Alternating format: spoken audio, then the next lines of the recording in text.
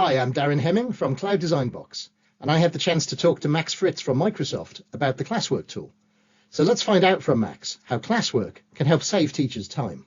So Max, can you tell us a little bit about what you do at Microsoft? And also we're going to talk about Classwork today and maybe some of the ways that Classwork can help save teachers time as well. Yeah, absolutely. I am a product manager at Microsoft. I've been at Microsoft for a little over 5 years here. And what I do as a product manager is I work on things that we build exclusively for education. So it's a really fun thing that Microsoft, we build things for every person on the planet, right? Yeah. But we, every now and then we get special and verticalized. And for education, we have a dedicated group of product managers and engineers and researchers and designers and just so many wonderful people who work specifically on what is needed to enable teachers and students to do their best and really learn their best. And so I've had the pleasure of working on a lot of different technologies over the past few years, and Classwork is the shining star of my portfolio. Top of the CV, Classwork. Right. Fantastic. So tell us a bit about Classwork. What, in a nutshell, if somebody's familiar with Teams and maybe Teams assignments and things like that, perhaps even Class Notebook and some of the learning accelerators that we talk about on this show, what does Classwork mean to them? Why would a teacher be interested in learning about using Classwork in addition to those technologies? Right. Really good question. So let's take a step back. So you're all familiar with Microsoft Teams, and hopefully everyone listening is familiar with Microsoft Teams for Education. But Teams for Education, it lets us do actual learning, content delivery, and management, all within the familiar interface of Teams. And we have these wonderful things called class teams that let you take a team and make it dedicated for a classroom environment. That's it. And we make those, by the way. So we're very involved in this process because we take the data from the SIS, MIS for our UK friends, and we use that to create, a couple of thousand, in some cases, class teams for each academic year. Exactly. We don't want teachers to have to do that themselves. That's right. That's a bit much, although you're welcome to. And so class teams have a bunch of wonderful components in it. You can have a home page to share with your students some basic information about a class and important links and resources like that. You've got what we hope you're all familiar with is our wonderful assignments and grades app where you can actually deliver material that is meant to be assessed.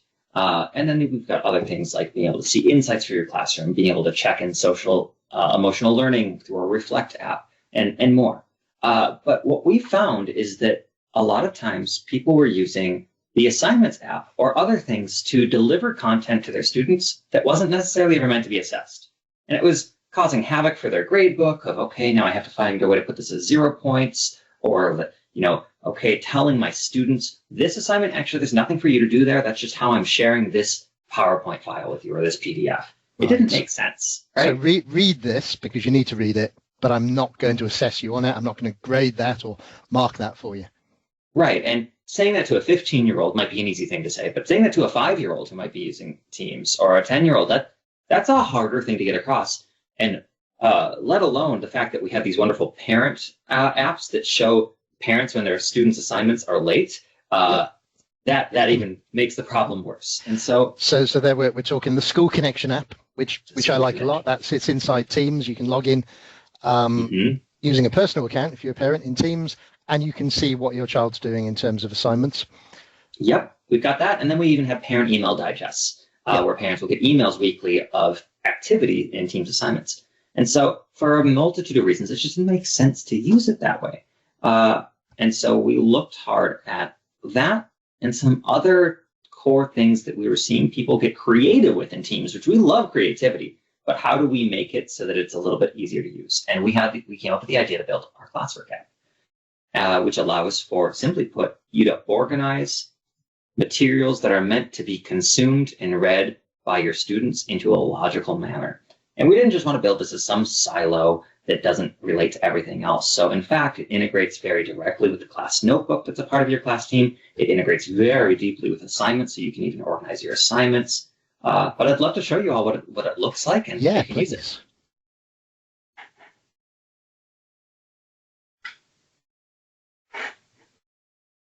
So here I've got my Teams environment. we're in as my teacher account. We're going to see teacher account and student account a little bit back and forth. If you want to keep track, orange is my teacher at the top. If you see an orange bar, we're in the teacher. If you see a blue bar, we're a student. And so inside of here, I've got a bunch of class teams. As you can see, I love chemistry. So let's pop into one of these chemistry class teams. We'll pop into fall 2024. And in here, pretty familiar interface, right? You've got your homepage, you've got your notebook, all sorts of things. But right under notebook is now the Classwork app. And Classwork has existed for a year. So some of you might be saying, well, what are you talking about, new app? I've been using that for a year. And to you, I say, thank you. But everybody sees things at their own pace. So check it out. Click on Classwork. And here, to start with, we're going to look at a team that's a little bit more built out so you can see what the potential is. We'll get to a blank slate team so I can show you how it looks to build this out as well. But in here, I have what we call modules. And each of these modules are a logical grouping of content. You can think of modules as your units for your class. You can think of them as your weeks of your class. You can think of them as topic-based. We've seen people get so creative. You can have 48 modules for your class. So now, keep in mind that can be a little overwhelming for students, but organized to your heart's desire. Not to be a critic, but if you had 4 more, you could have one a week. Oh boy. Okay. No, but forget that. There's not that many weeks in the school year. It's a red herring. Carry on. That would be a tough conversation with my engineering team. Deck of cards, though. Deck of cards would be 52. Right. That would be interesting. So let's look at my introduction module here. Of course, full emoji support. We know how fun and engaging those can be for students. Inside of here, you're going to see that my module has a nice description for my students to understand what this is about. And then I've got a set of what we call resources. So in here, I have a video, I have a Word document, I have an assignment, I have a link to something on the internet, in this case, a YouTube video, and I even have a link to one of my team's channels. It's very simple for me to build this out and organize this. In fact, if I say, you know what, the first thing my students should look at is a syllabus, well, I drag and I drop that right up to the top. Simple, easy like that. You'll also see a little published icon right here, noting that students can see this module. It is visible to them, as opposed to my module at the bottom down here that I'm still working on. I'm not ready for my students to see this yet, either because it's not relevant to them yet. I don't want them to get that far ahead, or I'm still building it. They don't need to see me work in progress this. Right. So I got similar content in here, but let's say I'm ready for my students to see this module. It's real simple. I hit publish. I make sure that I'm really sure that it's ready for students to see, and I send it on out. Right. It's super simple to organize things in Classwork. In fact, I can read. Sorry, Matt. I was going to say, if you think you're a teacher and you're writing something like a lesson plan, so you've got a scheme of work and you've got lessons within that and you have a lesson plan, seeing those different resources, those different kinds of activities, that really reminded me, it took me back to my teacher training days, where you'd have to write down every step of what you're going to do for this lesson. It's a 45-minute lesson. You start off with, an introduction to the topic. You showed a video there. That's a great example. It's like, watch this video and then you'll know what we're talking about. And then as you move into that, the students do different kinds of activities. Some of them are watching, listening, writing, quizzing, taking notes, and they're developing their understanding of that topic as they move through those different kinds of activity. Exactly. And this might look overwhelming at first, but I'm going to show you what it's like to build a module. It's just not all that complicated and difficult. I click on Add Module. I'm going to say New Module. And in here, I just give it a title. Let's give Darren a pop quiz on chemistry. It's been a while, I'm sure. But what's a chemistry topic? Valency. What's that? No. Electron bonds and stuff. Electron bonds. And for the description, as per Darren, and stuff. And we'll do some nice formatting and coloring to make this this really. You can get your descriptions as colorful and as engaging as you possibly want. So we'll hit save there, and now we have our electron bonds module ready to go. So immediately, because this is a blank module, it's in my face saying, "Hey, Max, it's time to add some resources." Once I started to add resources, as you'll see in the other modules, that button is up here in the top. Yeah. So I'll click it here, and I've got some options. I can add, well, actually, click over here for simplicity. I can add files. Of course, files. I can upload them from my device. I can choose from my OneDrive. I can choose from another team that I have. I can even create a brand new file right here. And of course, as many of you may have heard, we've integrated the Flip video recorder into Teams, so I could even create a Flip video recording, which is what you saw earlier in that introduction to chemistry. So I'll choose my OneDrive for simplicity today. Let's just choose a random file in here. We'll choose this presentation and attach it. Because teachers will have their stuff in OneDrive, won't there? There'll be a lot of these are my resources, my teaching stuff. It'll be in there. But or you could be kind of centralizing, and you might have maybe a departmental team, a staff team, a PLC team, if you're into that kind of thing, and you can put your resources in there as well. And that's what the Teams button here is for, to choose from another team, very simply. Now, what happens when you add something to a file, specifically to Classwork, is it actually creates a copy of the file. It creates a copy inside of this class team, because importantly, we know you might want to tweak and customize that file for this specific instance, for the specific course. Yeah. We want this to be custom and unique for you. And you want to also measure against, sorry, Max, you also want to measure against what was set at the time. So, you know, if you're talking about, I don't know, June this year, and that's when the work is set for you, as a student, you want to know that you're doing the work that's been set for June. If the teacher then comes back over the holidays and changes it, that's not fair because you're moving the goal. So it's a snapshot of the work. There's no permanent connection to it. Absolutely. And that was a very purposeful thing we did based on some educator feedback. Yeah. Then you can see in here that I've got an open option, so I can take this file, I can start to edit it, I can tweak it, I can even move it to a different module through this menu, or of course, drag and drop it. Oops, I think I clicked a little too intensely there, but that's what it's like to open the file. Now, importantly, files and most resources in Classwork are going to be read-only to your students. If you want your students to be able to edit and collaborate, we generally want you to look at things like Class Notebook and assignments instead. Those are more for students to actively participate in something. There are some notable exceptions, of course. So let's go back to that Add Resource menu.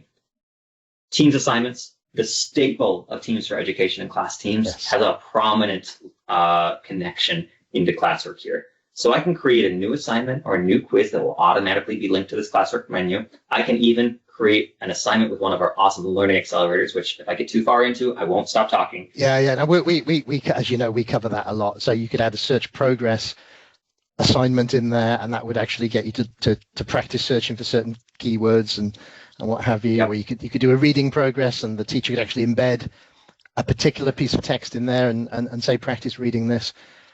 It's all there, isn't it? It's a whole curriculum. It absolutely is. Definitely take some time to learn about learning accelerators. There's a lot that you can do there to really engage with your students and focus on core, foundational, and future-ready skills. We look forward to continuing to build those out. But then two important things. Number one, you can obviously reuse one of your existing assignments, but let's say you've been using assignments for years, Max. I've been doing this for so long. I've already got assignments. Well, just simply click Add from this class, and you will see a list of any assignments that have not been linked to a Classwork module yet. Assignments can't be put in multiple modules. You have to give them just one home. That's why you didn't see any in that list yet, but I can just simply, let's click a new assignment button here. We'll just create a worksheet assignment, and I will just go ahead and click Assign here. And the reason you can only have that assignment in one module, presumably, is because you've got start dates and end dates that's associated with it, and that's got to be controlled in one place for that assignment. Yeah, we also don't want things to be too confusing to students.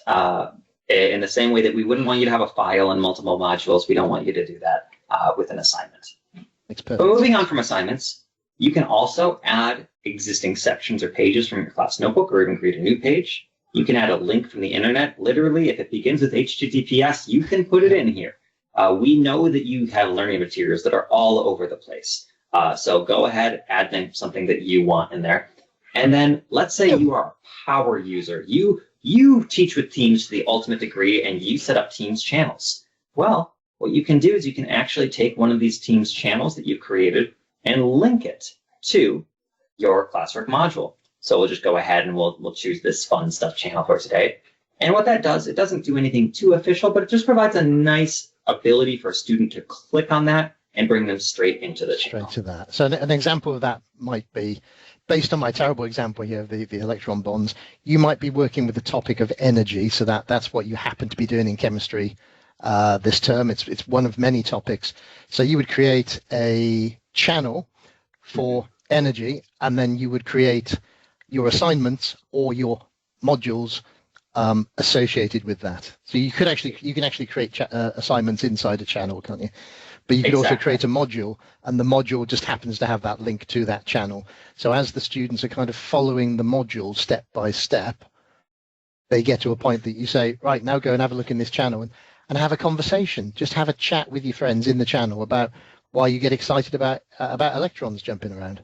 Right. We have so many people using channels for so many different reasons in education, from a more announcement board to a discussion board to as you can see, a Q&A here. And so we want to provide you that flexibility. One of the things I love most about Classwork is the ways different people use it. And as we were doing our interviews with a lot of you to figure out how to build Classwork right, we realized we needed to build something that was usable in so many different ways. And so I'm not going to give you one specific way to use a channel, but there are plenty of great use cases out there. So we built out a decent electron bonds module here. Let's say we're ready for our students to see it. We go ahead and hit that publish button, just like we did before. It's now visible to my students. Once that circle stops spinning, it's made everything available. I should mention, in addition to 48 modules, you can have 48 resources in each module. So if you're wondering, okay, Max, I've got a lot in my lesson, go nuts. I'm trying to do the math, but I can't. But it's a lot. It's a lot. Your Classwork can have a lot of different things. It's just short of 2,500, is that right? Different combinations? Just about. Something like that. Yep. And so now I've created this module. Let's say this module isn't actually after matter and its properties. We're going to get to that before matter and its properties. It's simple for me to bring that up. Yeah. And let's say this module is actually what we're actively working on right now. This is the unit of study for this week or this whatever time period you're in. You may have noticed, as we've been going throughout, that this atomic structure and periodic table one up here has something that says pinned on it. Now, hopefully you've seen the word pinned throughout Office 365 and Microsoft 365 before in Teams messages and Outlook and other areas. Well, that exists in Classwork as well. So what I can do is I can click pin module on any published module, and it will jump it to the top of the screen. You can see the electron bonds has now replaced that atomic structure and periodic table. Atomic structure and periodic table went back to its proper location. And when I unpin or replace the pin for electron bonds, that will go back to its proper location as well. So that pinning just allows you to promote to your students, hey, this is what you should see first. And if you think about 48 modules, which again, I don't imagine most of you are going to do, but maybe more modules than this, it can get confusing to students. What do I look at today? As an educational philosopher, I get very excited about this, probably more than is normal, because I can imagine you've got a whole kind of scheme of work, you've got a whole course that you want to deliver to these students, a whole learning pathway, whatever you call that meandering that leads to learning. And as a teacher, you might want to create all that stuff at the start. And there are two distinct points of view on this. One is, I'm the teacher, I have the knowledge, I spoon feed the students the little bit that they need to learn as they go along. And that's a position. It's wrong, but it's a position. The other position is you say, right, these are bright kids. We're training them to be independent people, independent learners, and work autonomously. I'm going to give them potential access to everything, not the exams, not the end of year exams, but all the learning that they're going to do throughout this term or this year. I'm going to put it there so that any moment, if they're interested in something, they can jump ahead, they can jump sideways, jump backwards. So the ability to put all that in, that whole, 48 different items potentially, but to pin the thing that is in focus right now. Yeah. And actually, you said something that I'm glad you brought up, of maybe not sharing with them the exams just yet. Well, one specific thing about publishing, and I actually even breezed by a little warning window we got on this, is that we will show a student everything inside of a module with the exception of assignments that are still in a draft state themselves. So if you have not assigned your assignment, or if you want to use the word publish there as well, but included in the module, students won't see it. So you can have that flexibility there. Yeah.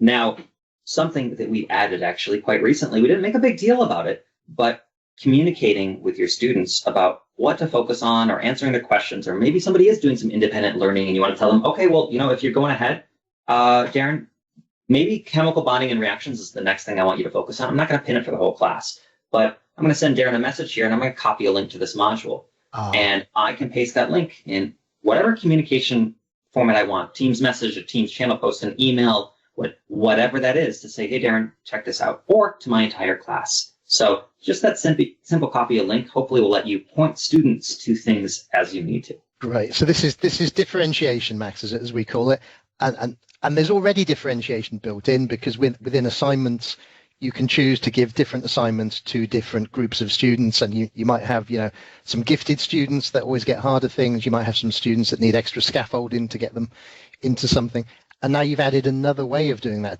differentiation, but it's more interactive. You don't decide at the start of the year which assignments and which work the students will do, because you don't know them when they've turned up that first day. You don't know them yet.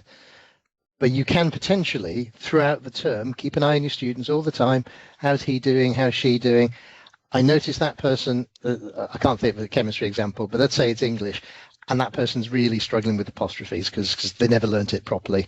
And you've got a module on that. You can say, do you know what? We were going to cover this later as some revision. I'd like you to do this now, if you don't mind.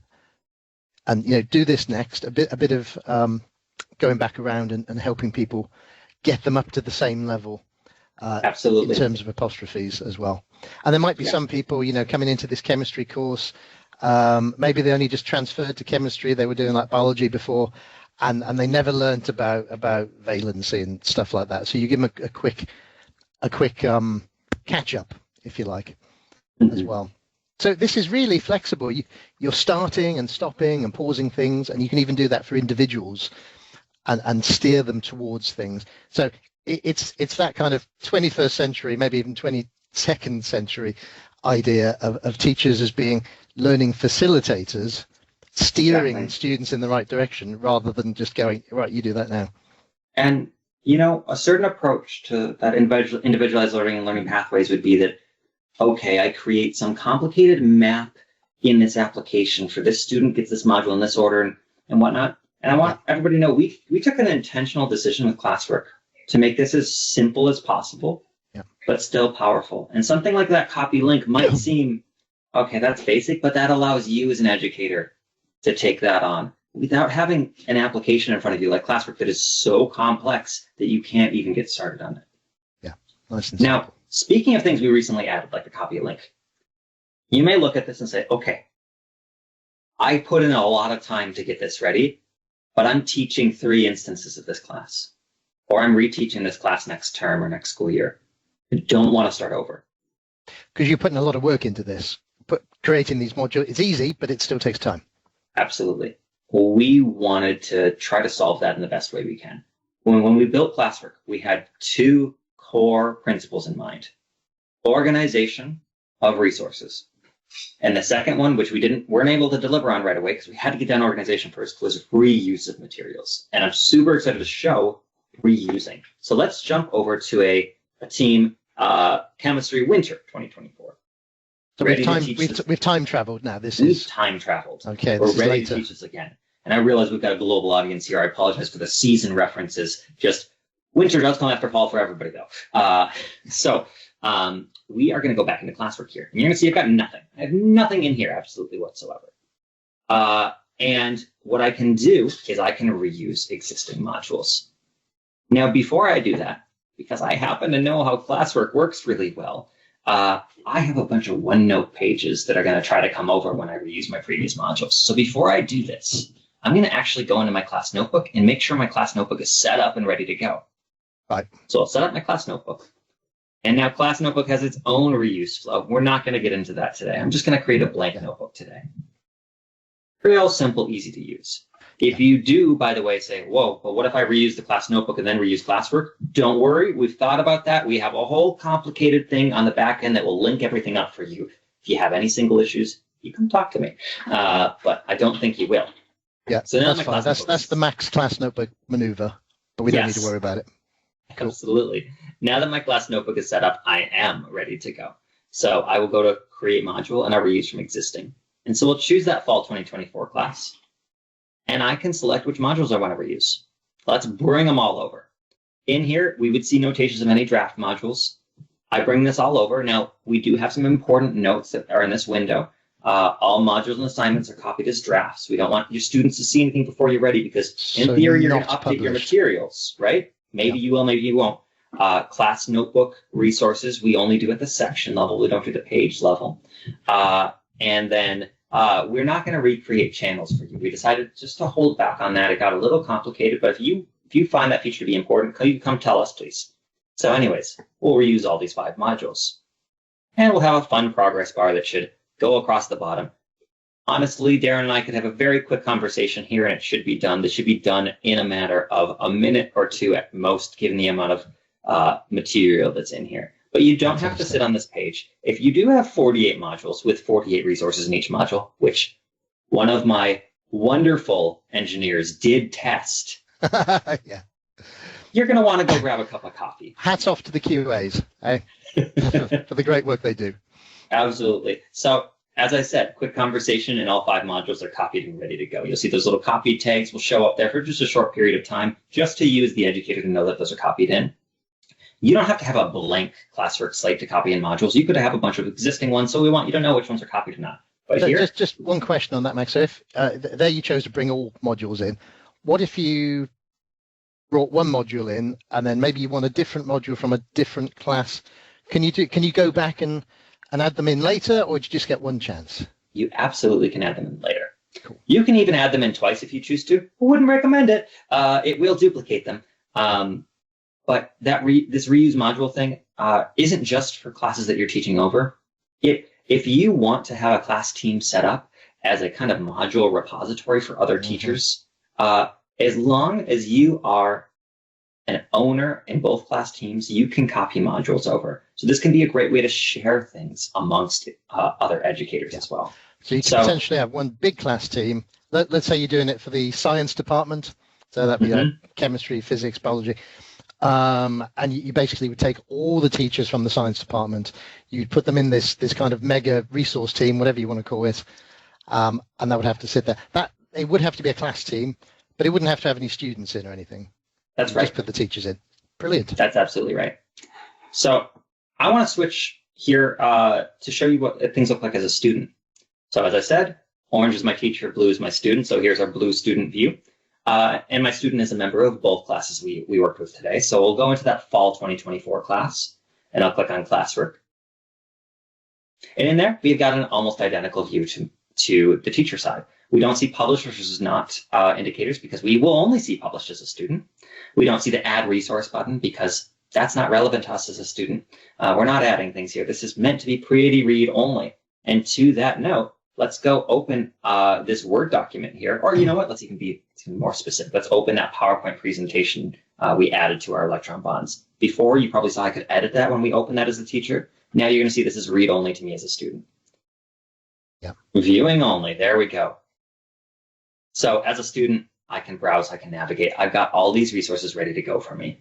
And you'll even see when we did our copy over, when we reused our modules as the teacher, we never published anything. So in theory, if I open this as a student and go to Classwork, I should see nothing in here as well.